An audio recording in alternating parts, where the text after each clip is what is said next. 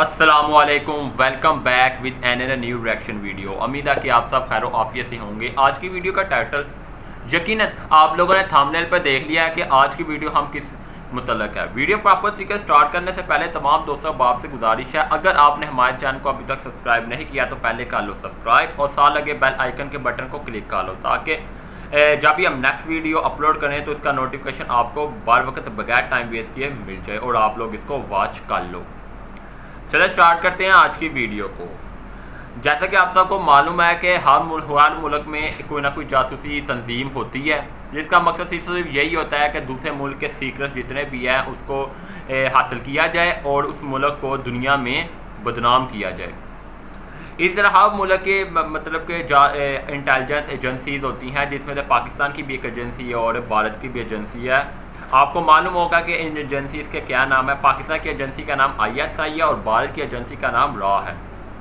تو آج اپنی اس ویڈیو میں جس پر ہم ریئیکشن دیں گے، ریئیکشن جو ویڈیو ہے، تو اس میں یہ بتایا جائے گا کہ کس طرح ایک جاسوس پکڑا جاتا ہے۔ یہ نہیں کہ بڑے جاسوس ہیں وہ پکڑے بھی جاتے ہیں، ٹھیک ہے، لیکن آج یہ پتہ چلے گا کہ کس طرح ایک جاسوس پکڑا جاتا ہے۔ اور یہ جاسوس تھا، آپ کو بتاتا جاؤں، را کی طرف سے۔ را انٹیلیجنس جو ایجنسی ہے اس کا ایجنٹ ایک فیمیل تھی، ٹھیک ہے۔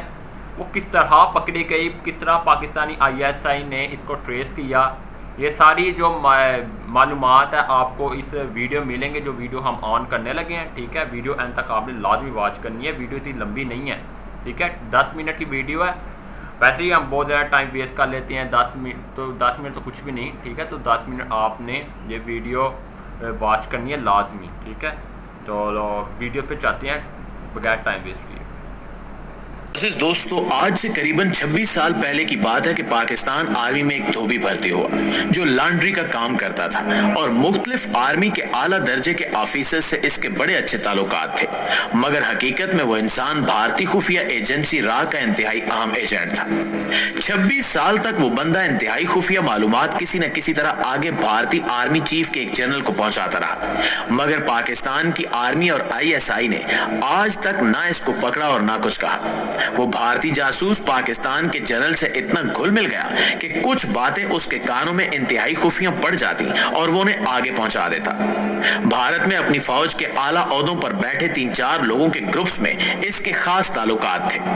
26 سال تک وہ یہی سب کچھ کرتا رہا۔ پاکستان میں اس نے شادی کی اور اس کے بچے بھی یہیں پیدا ہوئے، لیکن وہ بھارتی جاسوس جس آرمی آفیسر اور جنرل کو آگے انفارمیشن دیتا رہا، وہ لوگ بذات خود ISI کے ایجنٹ تھے جو بھارتی آرمی میں کرنل، جنرل اور میجر کے عہدوں پر فائز تھے۔ جب پہلی دفعہ دھوبی نے انفارمیشن دی تو بھارت کی فوج میں ISI کے ایجنٹ جو بڑے عہدوں پر فائز تھے انہوں نے پاکستان میں اعلیٰ عہدوں پر فائز لوگوں کو خبر دے ڈالی، مگر ساتھ ہی یہ بھی کہا کہ جب تک یہ بندہ ڈیوٹی پر ہے اس کو ظاہر نہ ہونے دیا جائے کہ اس کا راز کھل چکا ہے، اور اسی طرح را کے منصوبے ہمیں پتہ چل سکتے ہیں۔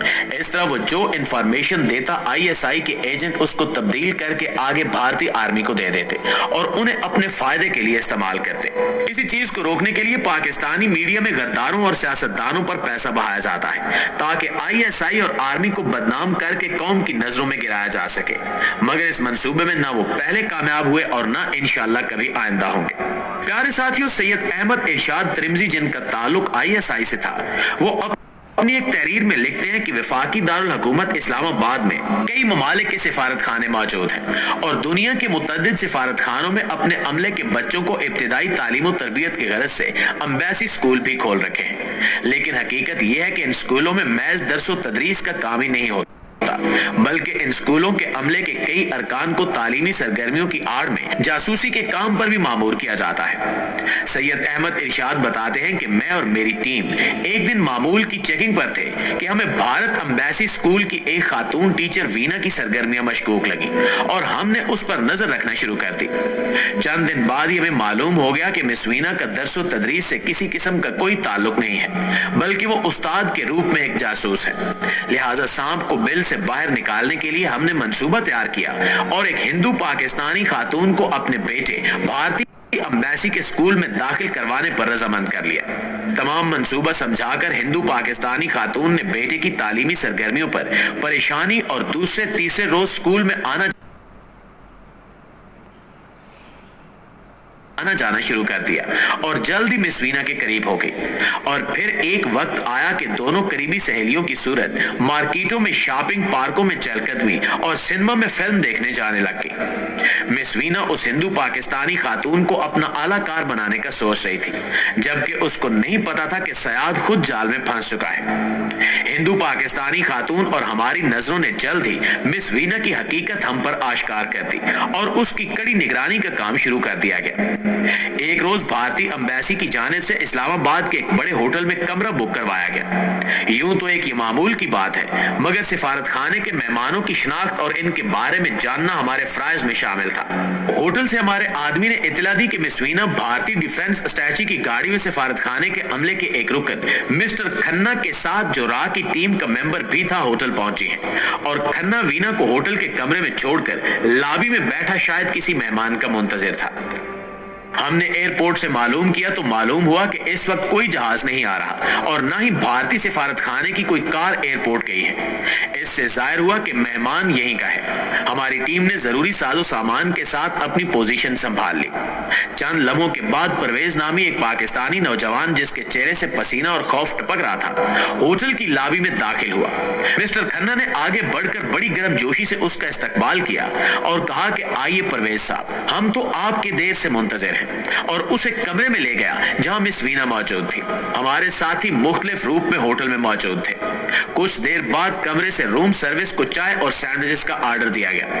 हमारा तरबियत याफ्ता वेटर फौरी तौर पर चाय की ट्राली लेकर रवाना हो गया, जिसमें एक छोटा सा ट्रांसमीटर नस्ब था। वापसी पर वेटर ने बताया कि वीना अपने मेहमान पर अपना सब कुछ निसावर करने के लिए बेचैन है, मगर उसका मेहमान सहमा हुआ और शर्मीला सा है, जबकि मिस्टर खन्ना दलालों का रिवायती किरदार अदा कर रहा है और इस कोशिश में है कि मिस वीना अपने मेहमान के तमाम हवास पर कब्जा कर ले। बहरहाल हम ट्राली में लगे ट्रांसमीटर की मदद से उन लोगों की गुफ्तगू सुन रहे थे और उसे रिकॉर्ड भी कर रहे थे। कुछ ही देर बाद मिस्टर खन्ना कमरे से बाहर आ गया और अपनी कार में बैठकर वापस एम्बेसी चला गया।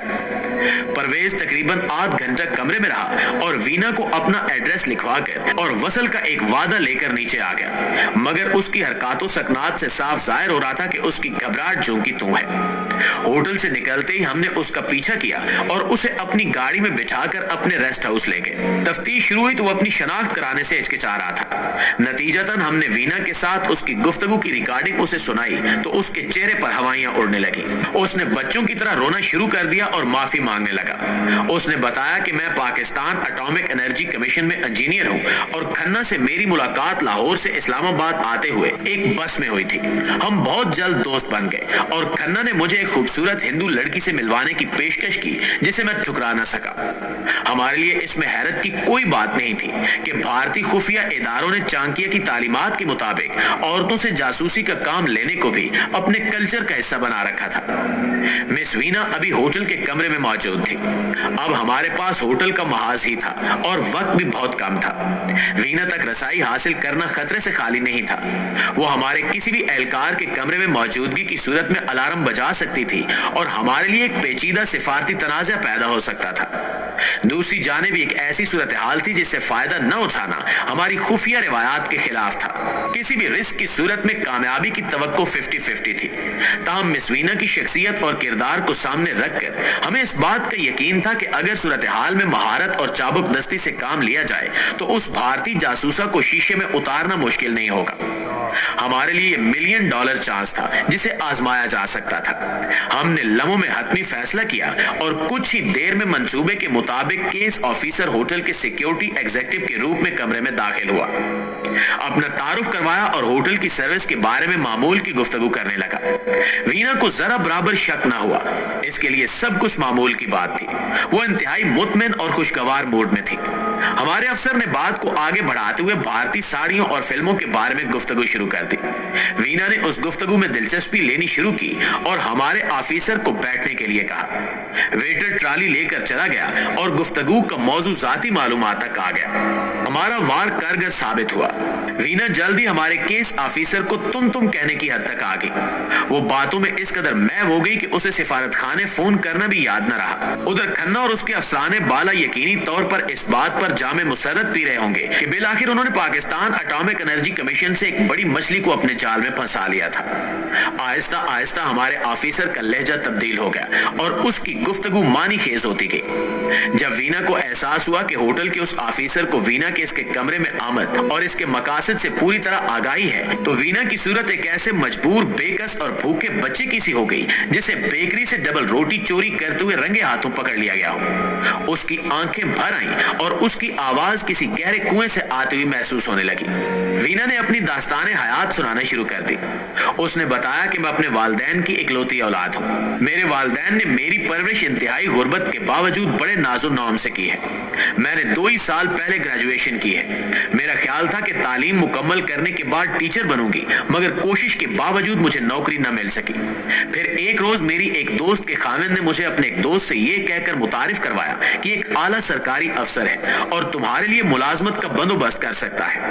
बाद में मुझे इल्म हुआ कि इनका ताल्लुक भारतीय इंटेलिजेंस एजेंसी से है। इन्होंने मेरा सिरसी से इंटरव्यू लिया और मुझे बताया कि तुम्हारे लिए नौकरी का इंतजाम हो सकता है, मगर ये नौकरी भारत में नहीं, पाकिस्तान में अम्बेसी स्कूल में होगी। मैं तैयार हो गई। मुझे राह एक ट्रेनिंग स्कूल में भेज दिया गया, जहां असला चलाने के अलावा इखलाक बाख्ता फिल्मों के जरिए मर्दों को काबू करने के तरीके सिखाए गए। हमारे इंस्ट्रक्टर हमारी इज्जतों से खेलते और ये सिलसिला हर रोज रात को शुरू कर दिया जाता, जिस पर मैंने एतराज भी किया, मगर कहा गया कि यह तरबियत का अहम हिस्सा है। उनका कहना था कि तुम्हारे लिए तरबियत इंतहाई जरूरी है और तुम्हें मुल्क और कौम के अजीम तर मुफाद के लिए सब कुछ कुर्बान करने के लिए हम वक्त तैयार रहना चाहिए। सैयद अहमद इरशाद बताते हैं कि वीना की कहानी सुनकर दुख हुआ। हमने बड़ी महारत से वीना की टूटी फूटी शख्सियत को बहाल किया और उसे वो तमाम इज्जत और गैरत मुहैया की जो वो खो चुकी थी। वीना ने जब हमारे हुस्न सलूक का अपने हिंदू आकाओं के किरदार से मवाजना किया, तो उसके लिए ये न रहा कि उसे अपने नाम निहाद वतन परस्त दोस्तों की बजाय अपने दुश्मनों का साथ देना चाहिए। इसलिए वो हमारे डबल एजेंट के तौर पर काम करने के लिए तैयार हो गई। वीना हमें भारतीय सिफारत खाने में होने वाली खुफिया मुलाकातों के बारे में अपडेट करती रही। वीना को जब पाकिस्तान से वतन वापसी के अहकामात मौसूल हुए तो वो बेहद अफसुर्दा और गमगीन थी। वो हमेशा के लिए पाकिस्तान में रहने, यहाँ शादी करने और इस्लाम कबूल करने को तैयार थी, मगर हम उसके लिए कोई मुनासिब शौहर तलाश न कर सके और फिर वो दिल पर पत्थर रखकर पाकिस्तान से रवाना हो गई।